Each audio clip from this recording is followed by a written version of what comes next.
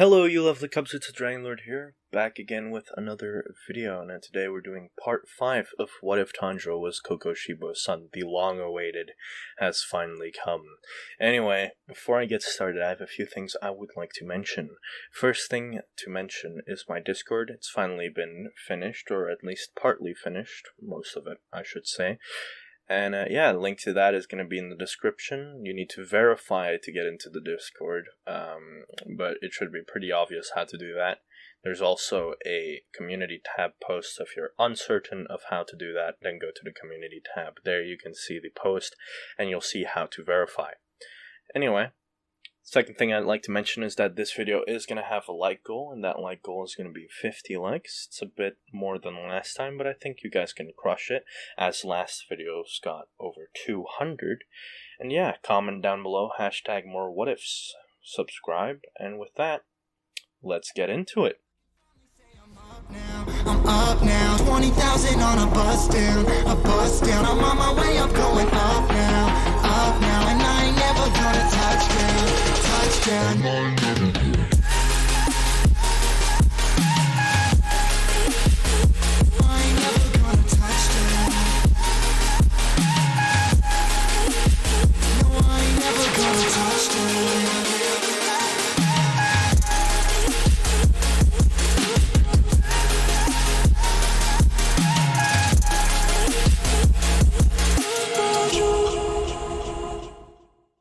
Four months would have passed since the train incident. Tanjiro had been unconscious for these months. He had awoken, however, finding that Shinobu was sitting next to him. He felt like his senses had become a lot greater. His eyesight, hearing, smell, everything had become better. After looking around for a bit, he looked at Shinobu. She had tears in her eyes while she was looking at him, quickly turning away to hide her tears. Tanjiro would sit straight up as he spoke. "How long have I been out for?" he'd ask curiously. "About 4 months," Shinobu would say, wiping her tears in the process. "What happened to the demons we were fighting? And what happened to Nezuko?" Tanjiro would ask, worried. "They're okay.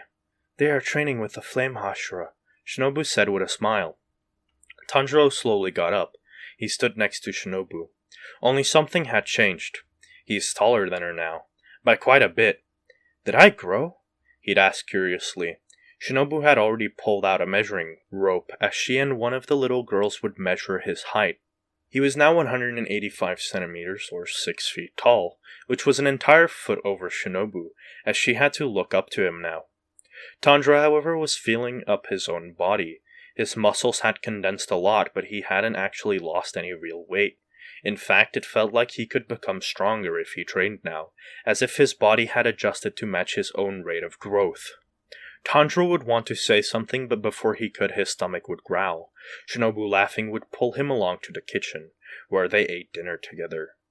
After dinner, Tanjiro wanted to train, to get used to his new body, as he asked for his Nichiren blade. However, when the Kakuchi under Shinobu had brought his blade out, it had been broken. The Kakuchi who had brought Tanjiro back had started explaining what had happened. Apparently, after Tanjiro had passed out, he let go of his blade, which made it snap, purely because of the pressure he had put on it being released. "Haga Nezuko-san won't be happy about this," Tanjiro would say, worried for his own life. "You can use our wooden training swords if you want," Shinobu would say, pointing over to the training room she had for her and Kanoe executively. "For real? Thank you so much," Tanjiro would say, giving a big smile which left Shinobu blushing. He'd entered the training room, finding Kanoe already in there. The girl's gaze turned to one of surprise and wonder, but when she saw Shinobu behind Tanjiro, she'd compose herself. Tanjiro walked over to the sword rack as he grabbed a wooden blade. "How about a quick spar?" Tanjiro would say, giving a devious smile to the Hashira and her younger sister. "Are you sure you're still recovering?" Shinobu would say. "How about a 1v1? Kanoe would say, surprising Shinobu. She was suppressing her feelings this entire time, but she didn't like how Tanjiro treated Shinobu on Mount Natugomo, and it had been stuck with her since. Before Shinobu could say anything, Tanjiro had accepted. Kanoe had got up from her position, and she was heading to the wooden sword rack. "Hold it," Tanjiro would say, catching the girl off guard. "Use your Nichiren blade," he'd say, giving a serious stare. Now that's going too far. Shinobu would be worried for his safety. Shinobu, stay out of this. I'm telling her to use her Nichiren blade. Shinobu let out a sigh but accepted it. Kanoe drew her sword and got into a stance. She couldn't see any openings at all, even though Tanjiro wasn't in a sword stance. Tanjiro himself took a breath. All his senses were going haywire, so he calmed down and focused. When he opened his eyes, he could see Kanoe's bone structure, organs, and so on. Was this a transparent world? He had heard from his father, but even his father told Tanjiro this was hard to get, yet the boy was able to obtain it so easily. Not only that, but he could feel his own blood, demonic and human, coursing through his body. He could feel his own aura and everything. Not a single vibration went past him. He closed his eyes again, relaxing a bit to take this all in. In that second, Kanoe took her chance, as she saw an opening. As she swung her blade, however, Tanjiro had seen and felt her movements. He opened his eye again, preparing to counterattack. His eye had turned a bit redder, again, just not as red as when he was fighting the lower moons and Akaza. He swung his blade, deflecting Kanoe's attack with such force she had to take 2 back steps. He didn't let it end there, as he swung his blade downwards upon Kanoe, the latter trying her best to block. A loud bang could be heard. A stunned Kanoe just stood there holding her blade upwards. Shinobu, who was standing at an awkward angle, hadn't seen what had happened, but decided it would be safe to call off the fight. "Tanjiro, it's your win," she'd say, getting closer. "No, I lost," Tanjiro would say as Shinobu could finally see what had happened.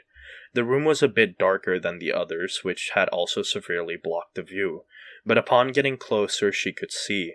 Tanjiro's own immense strength had broken his wooden blade before it could come in contact with Kanoe.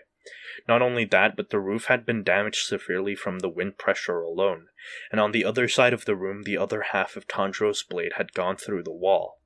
Shinobu took a second to process this as she went up to Kanoe, who was frightened beyond belief.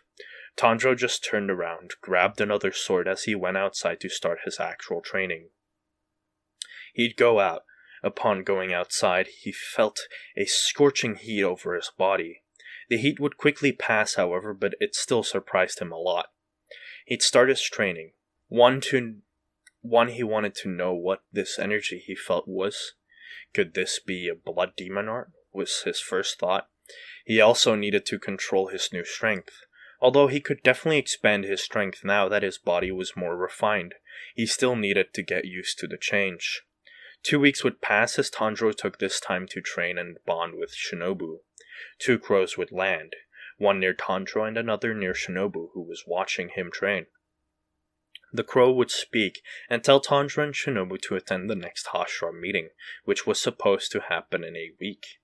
Shinobu's crow left after that, but Tanjiro's didn't. The crow told Tanjiro that his new Nichiren blade would be finished in another month. Tanjiro asked why it would take so long, but the crow wouldn't answer and left.